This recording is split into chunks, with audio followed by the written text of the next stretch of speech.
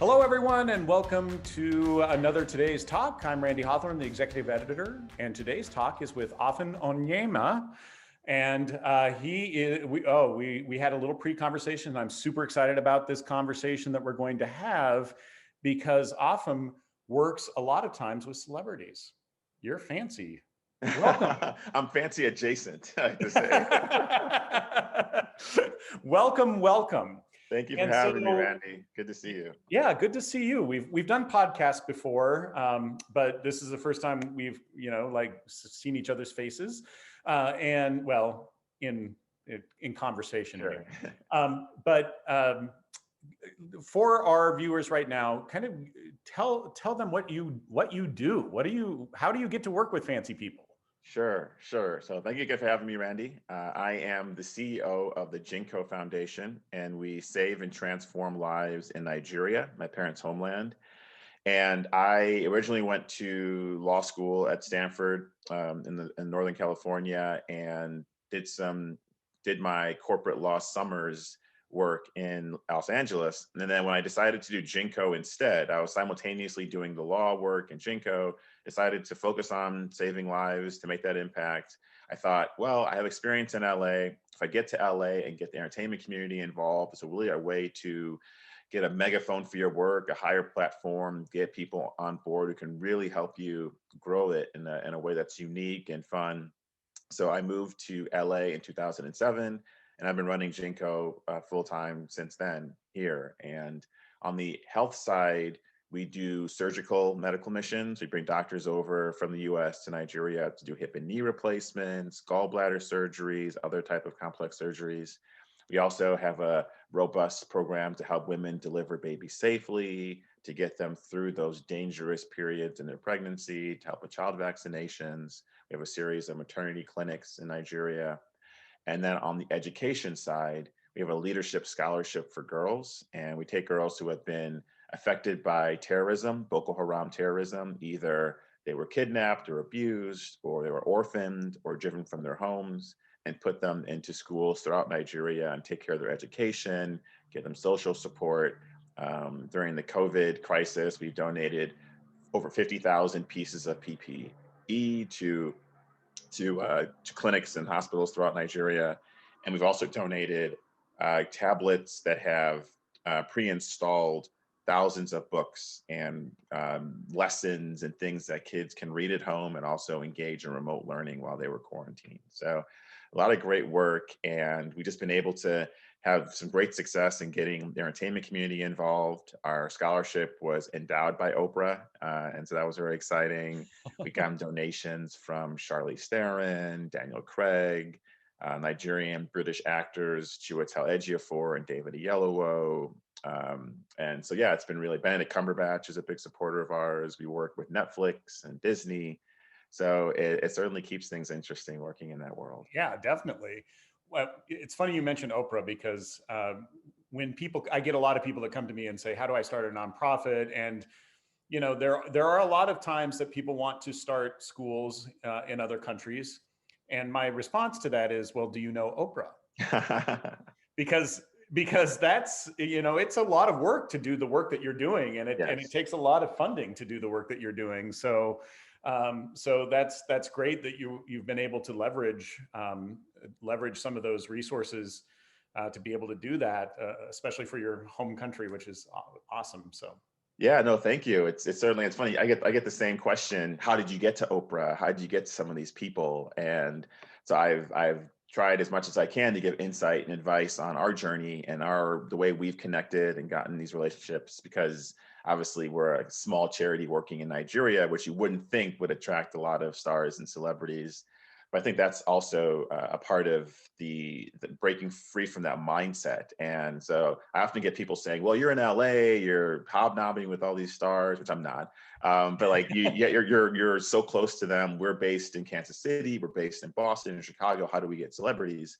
And the number one thing I say for that is that, those celebrities aren't from LA. Most celebrities come from somewhere else. And so just to give you and people who are watching a kind of a piece of the entertainment universe, we have some experience with the Avengers Marvel universe and some of the stars there.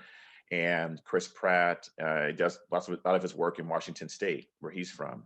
And Chris Evans, Captain America, lives in Boston to this day and does a lot of his charity work in Boston. And Paul Rudd, Ant-Man, and a series of other actors outside that universe, John Hamm and Jason Sudeikis, team together to do work in their native Kansas City. And so really, if a charity is based in a city, the first thing I would do is do some research on who do we know that is from here and made it, whether it be in acting or singing or some other form, who then we can reach out to and say, hey, we're doing work in your home city. Can you help us with the local children's hospital, soup kitchen, what have you? And you'd be surprised how many want to go back and have a connection with their roots. Many of them still have family members. So perhaps you can get to someone's brother or cousin and say, hey, I know you get a million requests, but the Children's Hospital here in Cleveland would love to work with your brother, or this orphanage would love to work with your son. And so that's one way. Despite not being connected to Hollywood directly, a lot of these actors have roots in other cities and really want to make a difference where they're from, because they know that it's much harder to rally support and have and also know that their megaphone, their star power goes much farther in a place that's kind of farther away from the overcrowded, celebrity saturated LA. Yeah, that's so true. So you've done your research and you know someone from your hometown. Is the gatekeeper still going through an agent, or is that how you have to do that? That's a great question, and I'll admit to people watching, I probably did it the wrong way. I did try to go through agents. I went to all the agencies here in LA and talked to them. They all have foundations, and so I met with their foundation leaders, gave my spiel, told my story. They were all very sweet and nice, but agencies aren't really, to some degree, they are now more so than before when I was getting started. But their job is to help shepherd a program that a star wants to do, kind of make sure things run smoothly, but they're very rarely going to present ideas on charities to celebrities. And so another kind of secret that I'll give out, that people don't really think about, are going through, if you can get to writers, directors, producers, people with studios, kind of people who aren't famous in themselves, don't have 1 million, 10 million followers on Instagram, but work with celebrities intensely almost daily. And one of the great things about getting a director or a writer involved is that director moves from project to project, and each project will have a fresh set of stars. And if that director really believes in you, they can put in a word to that celebrity and say, hey, I ran into someone from your hometown who wants to connect. Can I connect you? And we've had that happen several times. We have some really great producers and directors on our board, in our network. And so for each project they have, they go, oh, well, not only do I want to get you involved with the star, but why don't we have some of your donors come and do a set visit, or why don't I give you tickets to the premiere that you can auction off? And so those are creative ways to be able to leverage not only the celebrity and their time outside of their work, but actually to leverage their work, and to be able to meet them while they're there on set, and what have you. And in terms of agents versus kind of other official kind of people around that celebrity, publicists are a great way to go. Their job is to field a lot of these different requests and to funnel them through. I think any charity that's interested in celebrities should have an IMBD Pro account. That's an account where you can go on and you see a celebrity and who their agent, their manager, their accountant, they kind of get their whole network and universe, and kind of you can try to attack different ways. And so that's been very helpful for us. I have some really dear friends who I met just by emailing their manager, and the manager passed it on. They were interested, and now we connect directly. And the goal is always try to, as much as you can, shift the connection to be direct. And so I will go through the proper channels. I'll go through a publicist, I'll go through a manager, what have you. But once you get to know the talent, the celebrity, you always want to ask, can I contact you directly with things? Like, how do you want to work with us? Just so things aren't lost, so things don't get dropped. And I think I want to say for 75% of the talent we work with, I can reach out to them directly with an idea, and they'll say, I love it. Here's, they'll copy their assistant or they'll copy their agent and say, they'll handle the details, but I want to do this.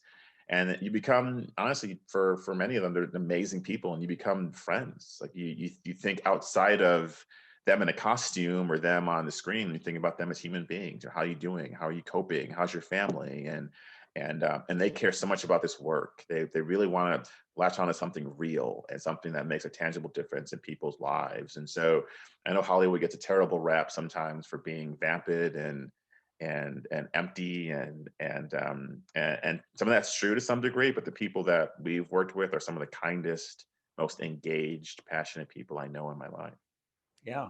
And you're right. They're just humans. Yeah. They just chose a path where they're making a whole lot more than me and known by a Exactly. whole lot more people, but whatever, that's all good. Exactly. Well, hey, Exactly. thank you so much. Those were some great quick tips on how to potentially get celebrities involved. And thanks for the great work that you're doing out in the world. And thank you all for listening and watching, actually. And if you have a story you'd like to tell and you're a nonprofit, we love to hear from peers. Peers are great. Challenges that you've had, successes that you've achieved. We'd love to hear from you. Just hit us up on the Facebooks, and we'll put you on, just like Afam. So thank you so much. Thank you, Randy. Honored to see you again. And we'll see you all next time.